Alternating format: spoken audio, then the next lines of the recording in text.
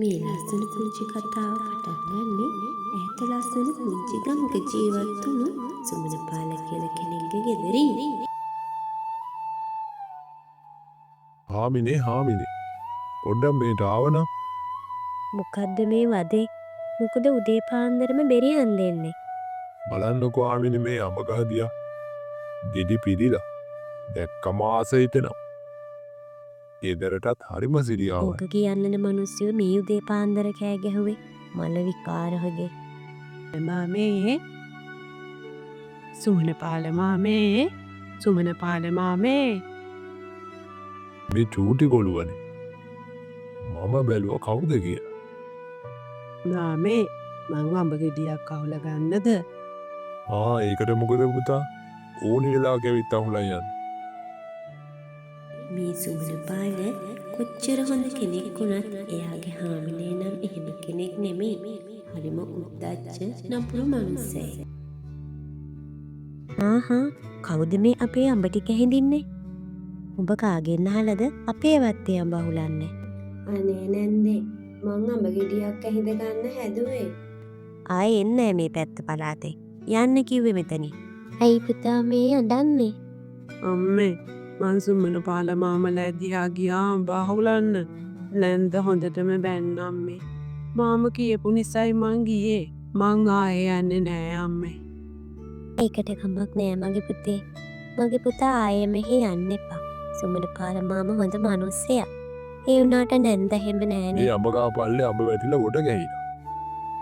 අර චූටි කොළුවත් ආවේ නැද්ද හාමිනේ? ආවා මොකද නැත්තේ? හොරාට අඹ අහුලන්න. මම බැලලා එලව ගත්තා. උන්ට ඕනේ නම් මුන් නින්දගෙන කයි. අනේ ඇත්තටම ඔය වගේ දුෂ්ට මිනිස්සෙක්. මේ මෙච්චර අඹ වැටිලා තියෙනවා ගහපල්. ඒ කොළුව ටිකක් අහුලන් ගියාම මොකද වෙන්නේ? අක්කේ මොකෝ මේ උදේ පාන්දරම? හොඳේ අක්කේ. මේ අපේ කොළුව කෑ ගහනවා බඩගිනි කියලා. මේ ටිකේ කොළිය වැඩක්වත් තිබුණේ නැහැ.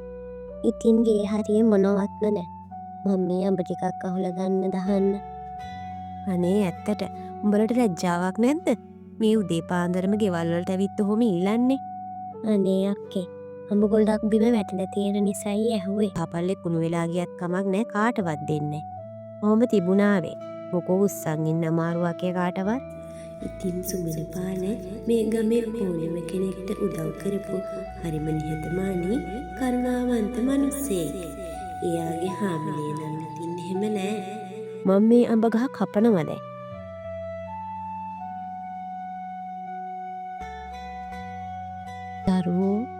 දරුවෝ කොහෙද මේ යන්නේ? සෙල්ලම් කරන්න යන මාච්චි අම්මේ. එයාගේ හැම විස්තරයක්ම ආච්චිට කියනවා. ආච්චිට මේ ගැන කොටහතක හිතෙනවා. මේ ආච්චි කෙනෙක් වගේ වෙස්සලාගෙන ඉන්න දෙවි කෙනෙක්. ඉතින් මේ ආච්චි චූටිට අඹ ගෙඩියක් දෙනවා. මේ මොකද දන්න චූටි මේ අඹ ගෙඩියක් තරන් ගෙදර යනවා. ඉතින් ඒ අඹ ගෙඩියක් තරන් ගෙදර ආපු චූටි ඒක කාලා ඒ අඹ ඇටේ ඉඳනවා. පහුවදා උදේ හරිම පුදුම දෙයක් තමයි වෙන්නේ. අම්මේ ඉක්මනට එන්නකෝ. අනේ දෙවියනේ මේ මොන පුදුමයක්ද? මේ මගේ ඇස් අදා ගන්න බෑ. මේක හීනයක්වත්ද? මේ බලන්නකෝ අම්මේ මගේ අඹ ගහේ ගෙඩි හැදිලා.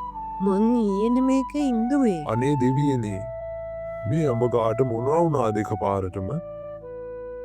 මේ ඇහුණද? අර හිඟන කොල්ලටයි ඒ ගෑනිටයි සරුවලු දැන්. අනේ ඇත්තටම හාමිනේ. උයේ නම් පාඩම ඉගෙන ගන්නෙම නෑ. මිනිස්සුන්ට ඔහොම කතා කරන්න එපා හාමිනේ. මේ අඹ ගහේ ගෙඩි මෙති කුන් වෙලා ගියා. ඔහේ ඒ කොල්ලට බඩගින්නට එක ගෙඩියක් කන්න දුන්නද? දෙවියෝ ඒ කොල්ල දිහා බැලුවා. උන්ට දෙවියෝ පිටුණා. ඔන්න ඉතින් චූටිගේ වත්තේ හැදුණු අඹ ගහේ හැමදාම අඹ තිබුණා. ඒ වගේම ඒ අඹ හරිම රසයි. ඉතින් චූටි එයාගේ අම්මයි මේ අඹ විකුණලා සතුටින් ජීවත් වුණා.